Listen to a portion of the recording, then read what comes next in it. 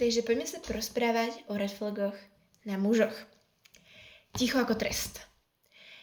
Takže keď máte nejakú hádku, on sa radšej urazí, než aby tú hádku vyriešil. Girl, never. Bojí sa prevziať zodpovednosť. Za všetko môžu iní, on nikdy nie je na chybe. Girl. Prílišná žiarlivosť. Áno, chápeme sa.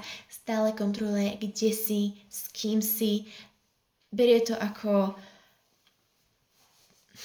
kvôli láske, kvôli tomu, že sa o tebe bojí. Áno, chápeme sa. Neúcta k ženám.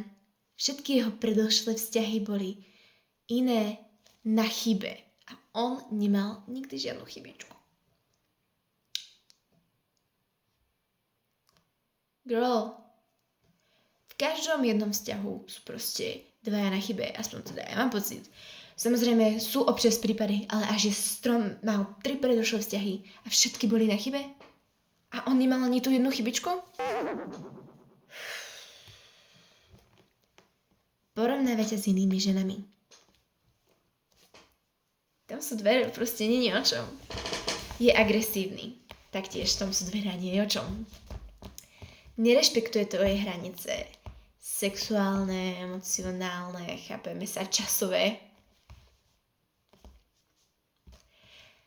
A posledné mám, že keď klame kde. Celkovo, keď ľudia klamu, ja neznášam, keď ľudia klamu. Ja nikdy neklamem. Fakt. Každé klamstvo vidie raz najavo. Pamätaj.